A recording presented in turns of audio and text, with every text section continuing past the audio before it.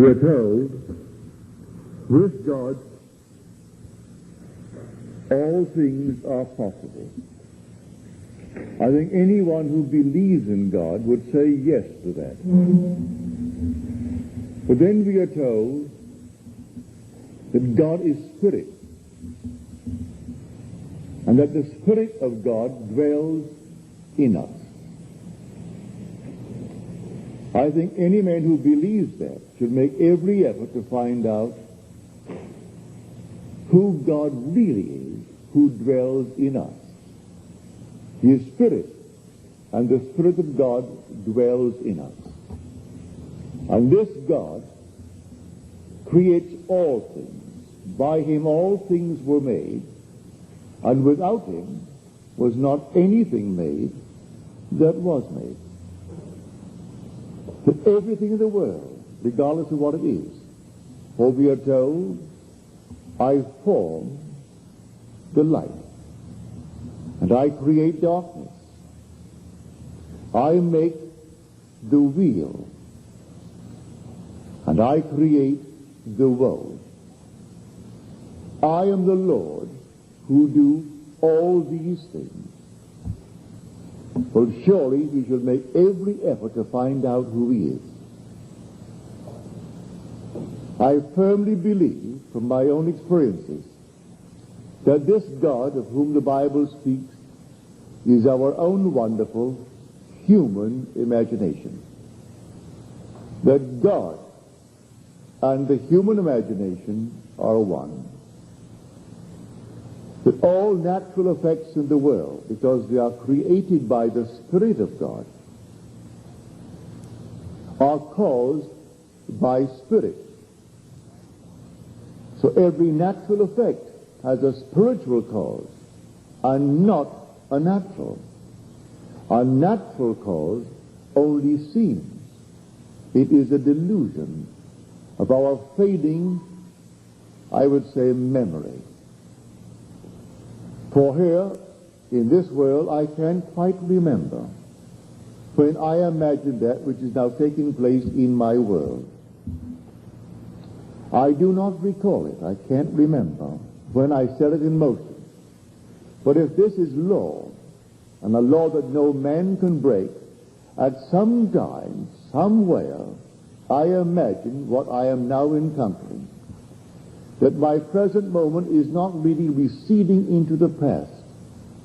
It is advancing into the future to confront me. But I forgot it.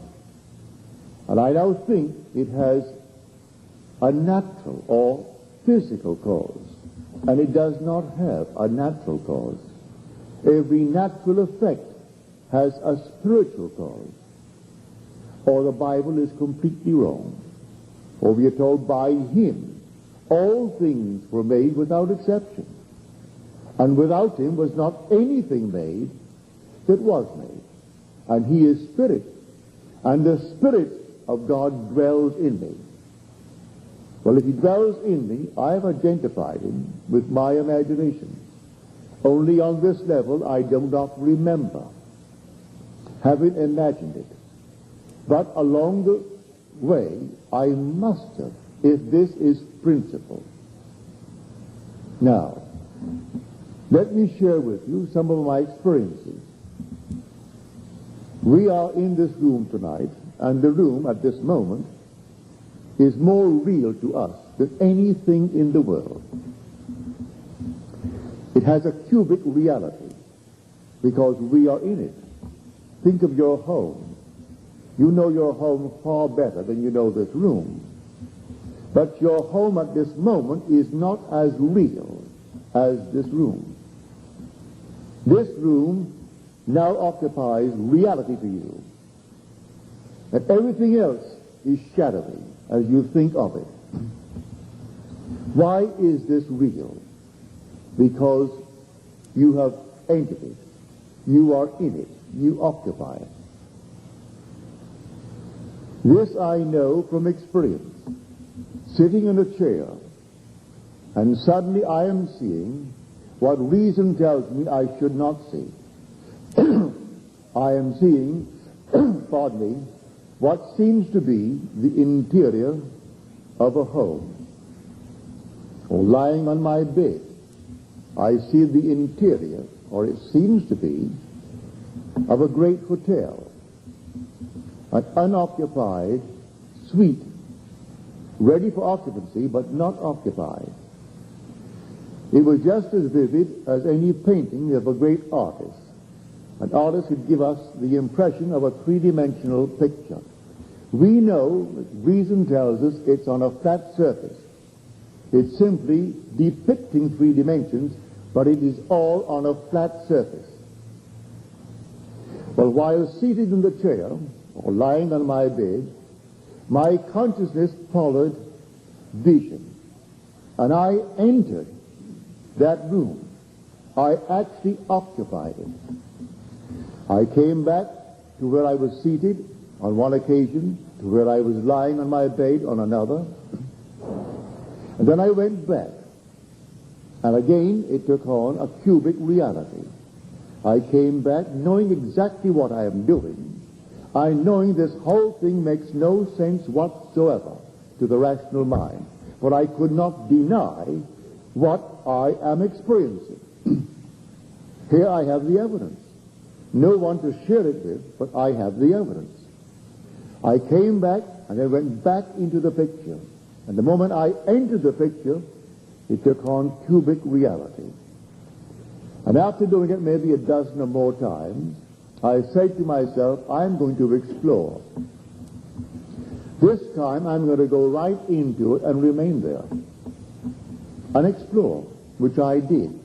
So I stepped into the picture, and as it closed around me, from my bed it seemed to be 30 by 20.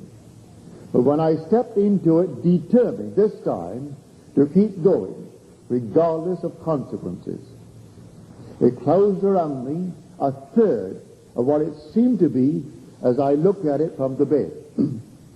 So 30 by 20 became 10 by 7. I found it to be a dressing room. A dressing room with a huge, wonderful suite ready for occupancy. No one was in it. I'm the only occupant now. I came out by opening up a door. I didn't go through it. By some vapor, I actually opened the door. And to myself, I was solidly real. Just like the man that is talking to you now. My hand could open a door. And the door was solid and it was real, and I went through the door. I entered a corridor.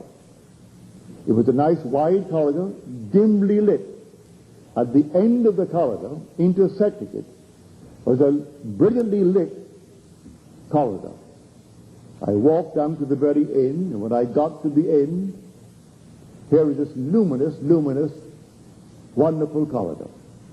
I saw two ladies coming down the corridor. I knew exactly what I was doing. I knew how it began. It began by seeing what seemed to me just a vision, like a painting. I knew that I left my bed, my consciousness following vision, and I entered the painting, and the painting took on cubic reality. I knew it, so I called that a dream. Knowing it began as a dream, I said to myself, well, it has still to be a dream. But I am dreaming now awake. I am not dreaming, sleeping. I am fully awake, but it is a dream. And I said to the ladies as they came by, ladies, this is all a dream. They did exactly what any nice ladies would do, a stranger standing in a corridor and saying to them, this whole thing is a dream. They thought they were looking at a madman. So they got as far removed from me as they could and got right next to the wall. But the wall was as solidly real as that wall. They couldn't go through it any more than I could. And while looking at them, and they're frightened to death, they walked quickly by, and then I saw something hanging like a chandelier. It reminded me of an object that I'd seen about 6 months before in a friend's home. And he said to me, so you can hardly tell that this thing is not suspended. If you look closely, there is an almost invisible thread that connects it to the ceiling. So I looked, and I did see that very little thin thread connecting this to the ceiling. Then I was convinced, well, it is a dream. This is a memory image of what I saw in my friend's home. So again I said to the ladies, look, this must be all gossamer. But as I held it, it was solidly real. It was just as solid as this. That surprised me. They kept on moving, and they moved rapidly towards the end. And here I am holding this thing in my hand. I took my hand off, and I said to myself, now you know it began as a dream, Neville. And this still has to be a dream. All ends run through to origins, and the origin of this experience of yours was a dream. So this must be a dream. But it is not a dream. I am just as awake as I am now talking to you, as I was talking to those ladies. When they got to the end, they looked back at this mad person in their eyes. I was mad. And they simply disappeared by stepping down a few steps into what undoubtedly was the great reception room, the foyer, our huge big hotel. Then I say to myself, you know, how are you going to get back? How are you going to get back? There is no road leading back to that bed on which you left a body. And you have unfinished business. You have a wife and an uneducated daughter who has the ambitions to go to college. And she's now only in high school, and you have left inadequate funds to take care of your obligations to your wife and daughter. You've got to get back. How to get back? I couldn't go through that door that led from that suite of rooms into the corridor and find any exit from there back to where I lived in Beverly Hills. What on earth am I going to do? I knew, reason told me, that if I don't get back, within a very short time, they'll find that body on the bed, and they will have to examine it, and they will declare it a heart attack or something, but they've got to find a physical cause for it. And here I am looking at something entirely different. It will die all right if I don't get back. And I must get back. Then I remembered a similar experience that happened years before, where feeling brought me back. Feeling awoke me in a dream. I found myself on a beach. It wasn't Barbados. It was more like the Pacific Islands. I haven't been there, but I've been born in the tropics, so I know exactly what they must look like. But it was not the West Indies. It was the East Indies. And here I know I am dreaming.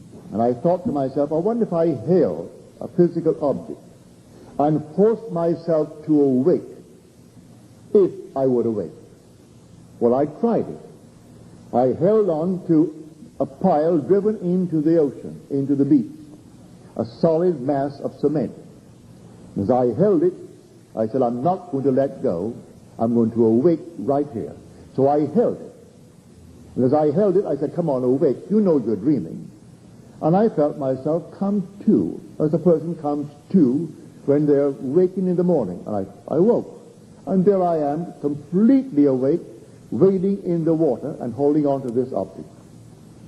Then I went towards the beach, and a strange, peculiar animal approached me, and it scared me. I got back through fright, but I awoke in that water through feeling. Now, I'm not afraid of what I'm doing. My only concern is to get back and take care of my obligations to life, which is my wife and my daughter. Now, how to get back? I'm not afraid. I can't frighten myself because I am not afraid. But I thought feeling would do it. So I closed my eyes and I imagined that my head was on a pillow and that I could feel the pillow. And then for a little while, I opened my eyes. I'm still standing in the corridor. I tried it again. And then by the third time, as I tried it, I could feel something under my head. And then I allowed it to remain, and suddenly I could feel it. I tried to open my eyes, and I couldn't this time. And instead of feeling that I am standing perpendicular, I feel I am standing in lying horizontally. So I felt, well, I must be back now. But I couldn't move my body. The body was cataleptic and frozen like this. Then in about, maybe 20 seconds or so, I could move this little finger. I couldn't open my eyes. In a little while, I could move it from the elbow down. And then with tremendous effort, I could move it. And I pushed it out, and I could feel the warm body of my wife.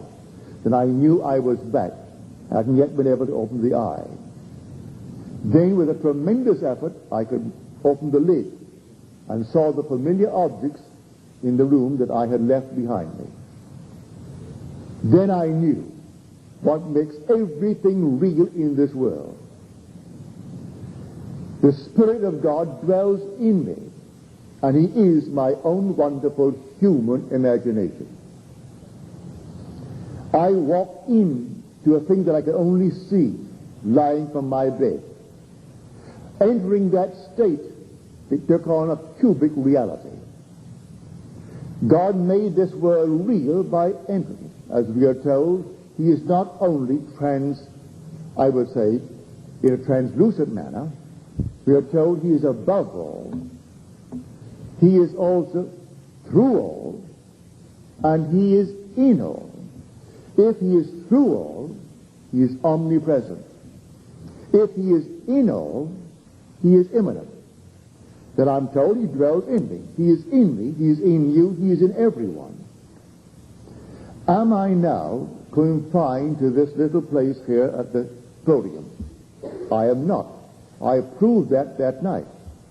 I have proved it unnumbered times since. I am not actually confined to where this body is. I dwell in it. And he who dwells in it is the Spirit of God, and the Spirit of God is my imagination. I have proven to my own satisfaction that my imagination can travel. I don't have to stand here and think of my home. I can stand here and penetrate my home, leaving the body here as I did on the bed. And penetrating my home, the home becomes a cubic reality, as it will tonight when I take this body home and enter my door. The house is a cubic reality. But must I wait until I get home tonight with this body to give it that? Can I not now, knowing who God is, that God is Spirit, He is now encased in this little garment of flesh, but He is Spirit, and I have discovered He is my own wonderful human imagination. So when man dies, he cannot die, only the garment that he wears can die. For that being that he really is all imagination. And as he enters, wherever he enters, it takes on cubic reality. That I have proven. The immortal you cannot die. It did not begin. So when you leave this world, because you are all imagination, the very moment that you depart, you are in some state, but you being there, you give it cubic reality. And the world is just as real as this world. It's terrestrial, just as this world is, and no one in this world can die.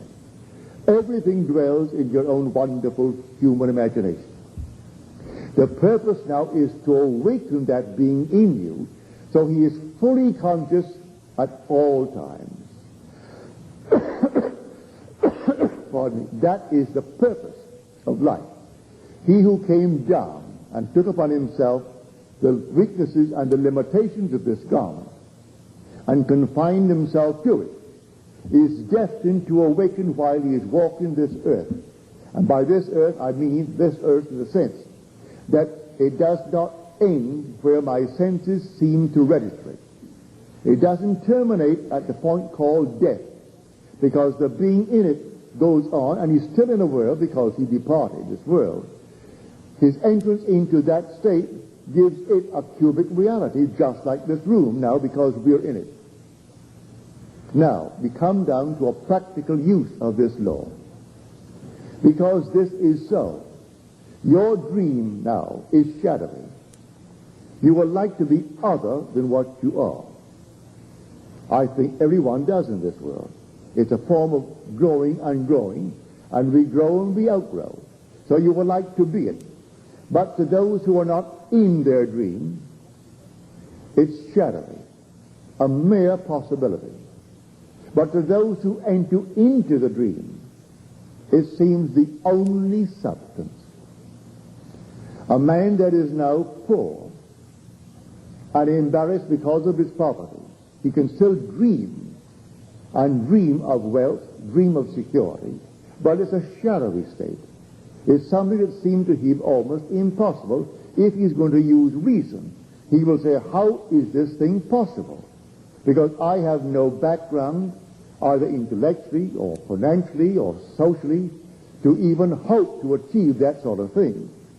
But if he knows who he really is, that the Spirit of God who creates all things dwells in him, and that he can detach that indwelling being from the body that he wears and actually enter his dream, the dream will take on reality, and if he persists in it, it will objectify itself in this world.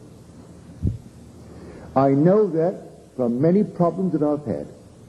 When I was told I could not do this or I could not do that, having remembered the experiences that were all mystical, I applied them to practical things, and they work just as well in the practical state. I entered into my dream. It was a dream.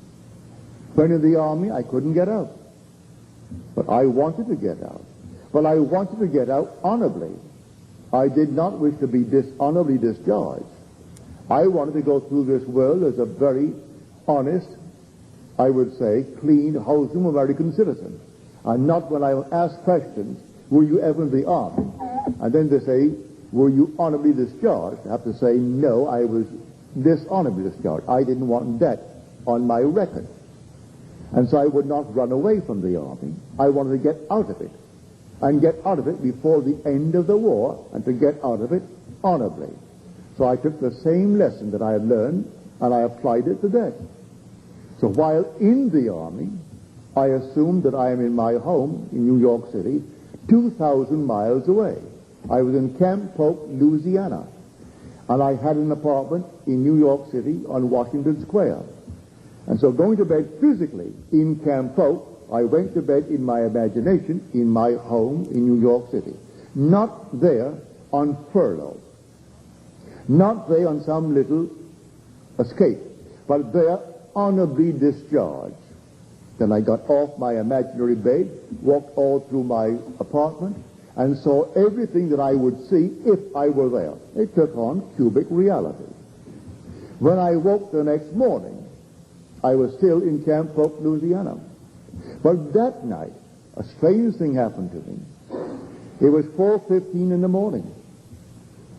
And here, a sheet came before my eyes, and on this sheet, a hand appeared from here down, holding a pen. And the pen wrote, "That which I have done, do nothing." First of all, the voice said that, but the pen scratched out my disapproval, for I applied for discharge, and my colonel disapproved it. He said disallowed, and signed it Colonel Theodore Bilbo Jr. That was his name, which is on a record.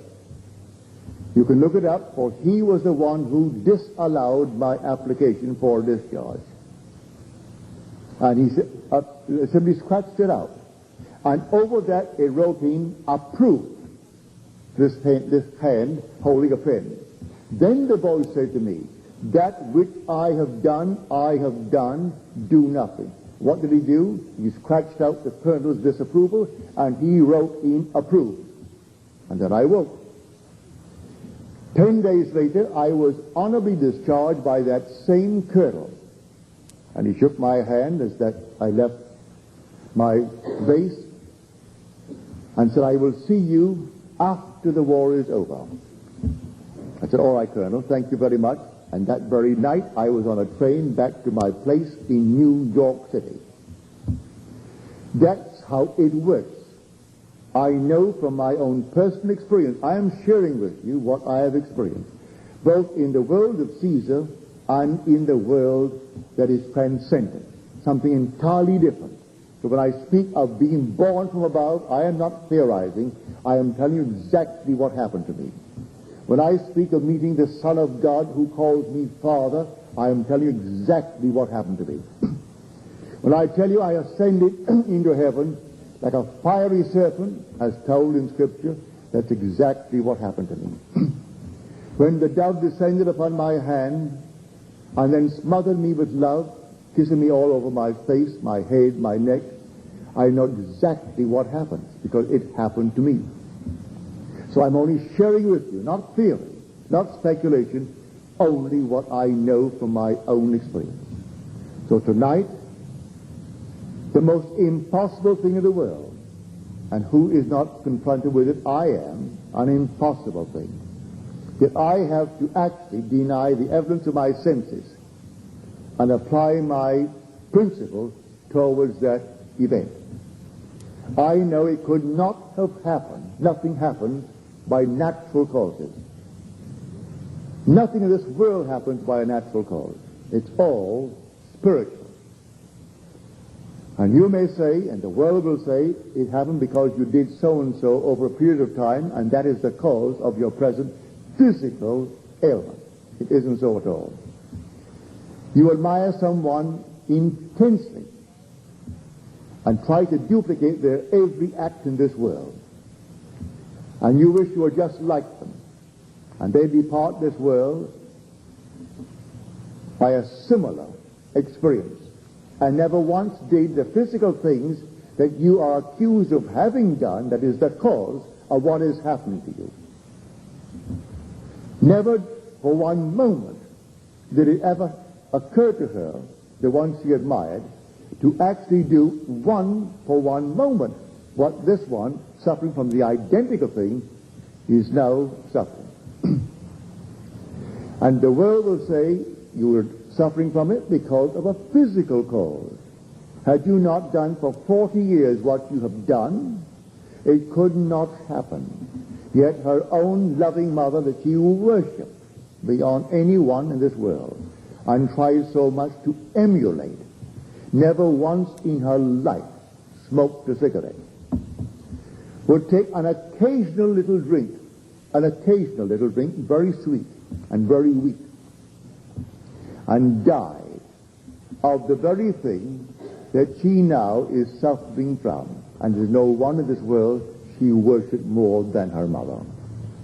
That imaginal act in the beginning of time. And the whole thing came forward, and now she's fulfilling completely her ideal to be just like her mother. And the world will tell me the thing that is happening to her is caused by a physical state, and it isn't so at all. I could duplicate that and multiply it by the unnumbered number if man only had a memory that could retain the imaginal acts of the past. Every natural effect has a spiritual cause and not a natural. A natural cause only seems. It is a delusion of the perishing vegetable memory.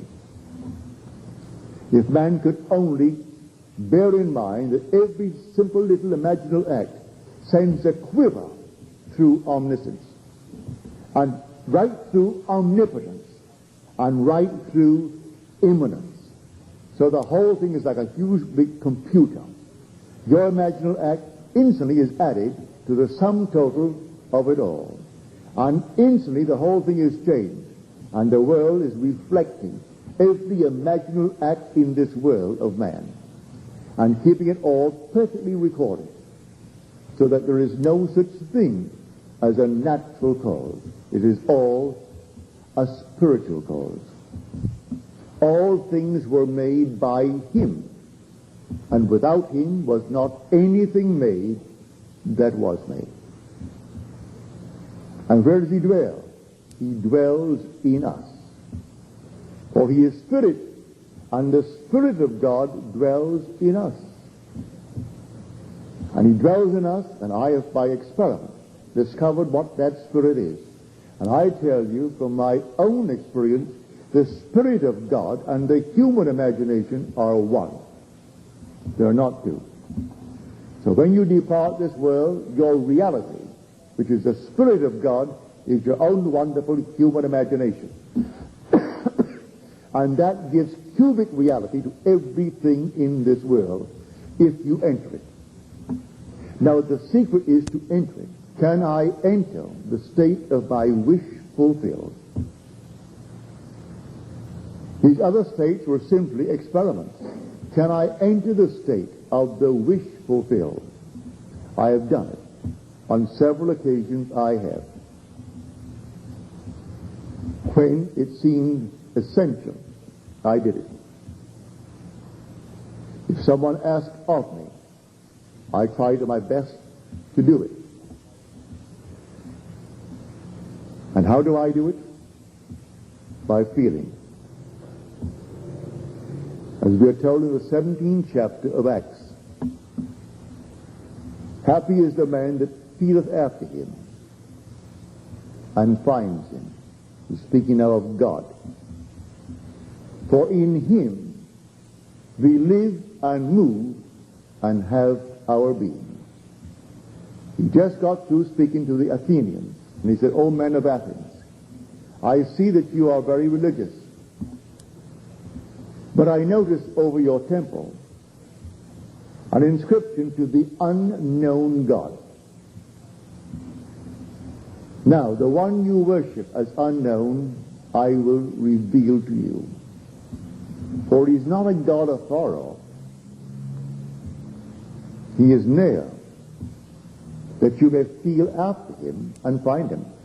For in him we live and move and have our being. So the God of whom I speak is never so far off as even to be near. For nearness implies separation.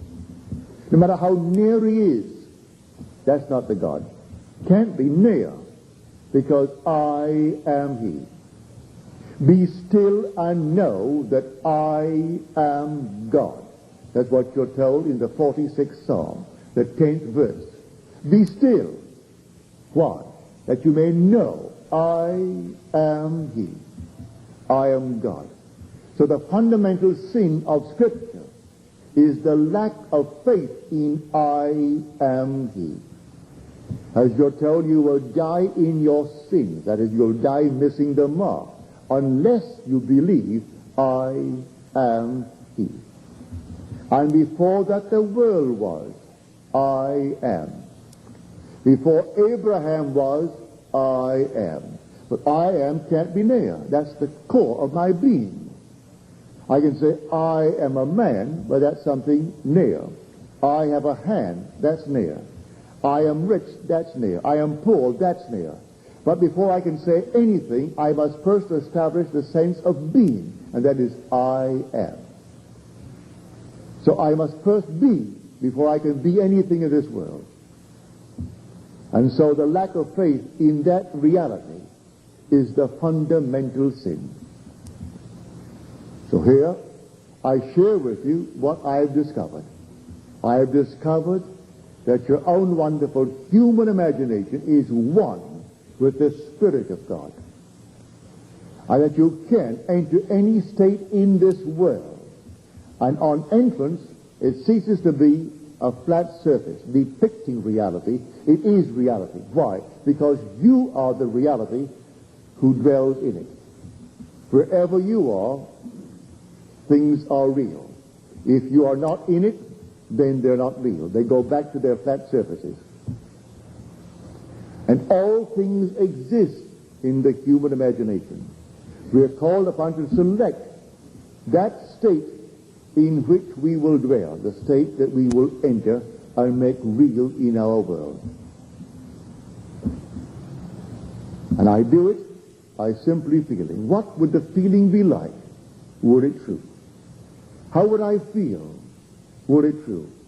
And how would I see the world were it true? Then I feel myself into that state and try to give it all the tones of reality, all the sensory vividness that I can. If I can give it sensory vividness and tones of reality, even though I do not see it, it will work. But sometimes it becomes so vivid and so intense, you do see it. And the whole thing opens, your eye opens. And then the whole thing is real. And there you are in an entirely different world, the world of your dream. But because you entered it, it is real. But whether the eye opens or not, it will still work, may I tell you. This is the law spoken of in Scripture. And because no creator in the world exists but God, He is the only one, He has to create good and evil. If there is good and evil, God does it. If there is darkness and light, God does it. He said, I kill and I make alive. I wound and I heal. And none can deliver out of my hands. We think a devil kills and God makes alive. That the devil wounds and God heals. It's God who kills and God who wounds and God who makes alive and God who heals. There's only God. Read it in the 32nd chapter of Deuteronomy. I, even I, am He, and there is no God beside me. I kill and I make alive. I wound and I heal, and none can deliver out of my hands. And that God spoken of in that chapter is seated here in everyone who is seated. And that one in you is the Spirit of God, and the Spirit of God is your own wonderful human imagination. So blame no one in this world for anything that befalls you. It's too late to share with you an experience of mine last Sunday morning, but I will on Friday. I asked for it. I woke at 1:30 and thinking of many things concerning my dear wife. I asked for some wonderful experience now, and then fell asleep. And it came in the most glorious manner as I was waking at 6:15. Ran straight to my yellow pad and wrote the whole thing down. It was the most vivid experience in answer, because I wove myself into an experience. It had to take place. What experience it would, I left it to the depth of my own being to decide that. But give me some wonderful experience this night in answer to something. And then came the most glorious experience. And then I wrote the whole thing down. But it's too long to tell it tonight. I'll tell you on Friday if you're here. But whether you're here or not, I'll tell it on Friday. Now let us go into the silence.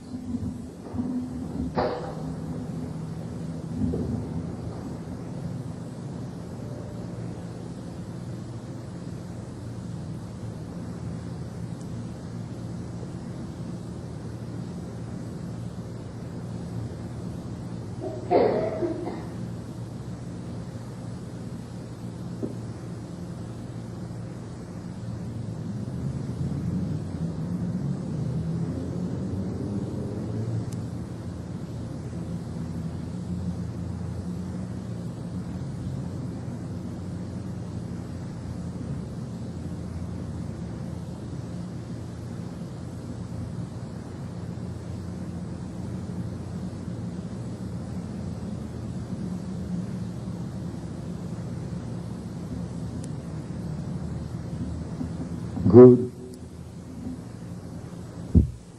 Now, are there any questions, please?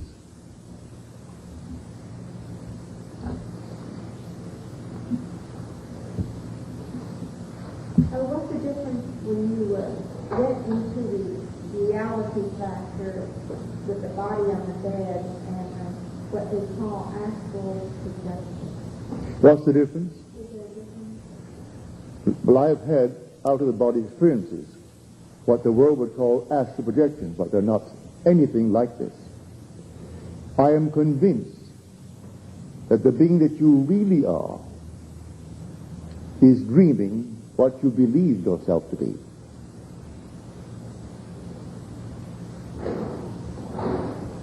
One day you will awake, and you and the dreamer of you will be one.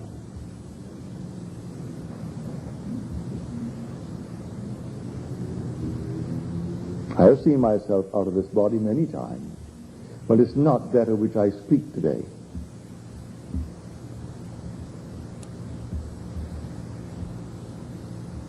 Any other questions, please?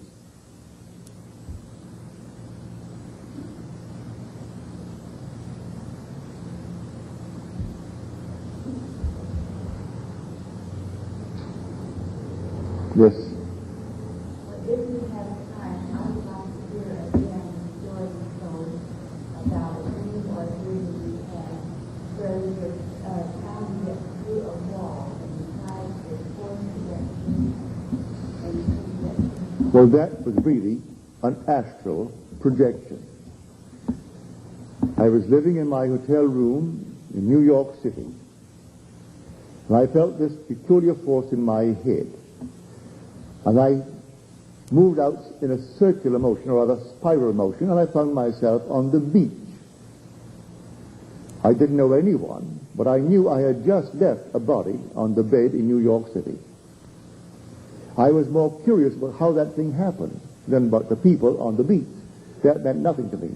So I inwardly wished to return and duplicate it, but this time not to go to the beach, but to actually come down in the room and observe the body out of which I had just come. So I had no sooner wished it than I came back to the body. And I'm in the body, and I know I'm in the body. But now the same motion is taking place, the same intensity. But this time, as I whirled out in the spiral motion, I will myself to come back into that room, not go elsewhere. I want to see exactly how this thing works. So I came into the hotel room, and there's my body on the bed. The face is covered with a cloud. There are breaks in the cloud, and through the breaks in the cloud I can see my face, but only through breaks in the cloud. And here I'm looking at this thing, and I call it a thing because the reality is looking at it. That which I always believed to be my reality, myself, that I shaved in the morning, and I bathed in the morning, and I fed all through the day, that's only an envelope. I am the being looking at it. But I figured now, if I am now out, I'm spirit. Therefore, I could easily go through that wall. And so, I ran towards the wall and ran at it and bumped my head. Came back, and I figured to myself, that's crazy. I am spirit. There is the thing that should bump its head, not me. I ran again and I bumped my head again. I came back, and this time I said, now, there must be some way that it can be done because I am spirit. I imagined myself out of that room, and instantly I was where I imagined myself. The mere fact I saw the wall as a barrier, it was a barrier to me. And so trying to go through it, I was going against my own rational mind. And so I bumped it. But when I stood in the room, not going through any wall or any door, I simply imagined myself elsewhere, and I was elsewhere. So that's how I learned that lesson, with a good bump. Now that was an involuntary projection. I have had many voluntary ones. But I'm not talking of that. That's behind me now. That's like child's play. I'm speaking of God in us, who is called in Scripture Jesus Christ. For the divine body of God is your own wonderful human imagination, which is one with God, who is Jesus Christ. That's the Lord. And may I tell you, in the end, although all these bumps and these horrors of the world, in the end he is infinite love. He appears at first as power, destructive violence, but in the end it was love behind it all. Just sheer love. Nothing but love in the end, and that's God. Well, until the next time. We have a few left. We're closing in June. And here we are now, the 10th of May. And this time when I close, I have no plans for reopening. I'm not committing myself to this club or any other place after I close. I do not know what plans I have for the future. But I will be here. I'm under contract. And so I will be here until the last Friday in June. But I also have a contract in San Francisco for 2 weeks, the last 2 weeks of July. Beyond these two contracts, I have none, and I'm not going to commit myself, for I do not know what plans I will have beyond the fulfillment of these two contracts. Thank you. Good night.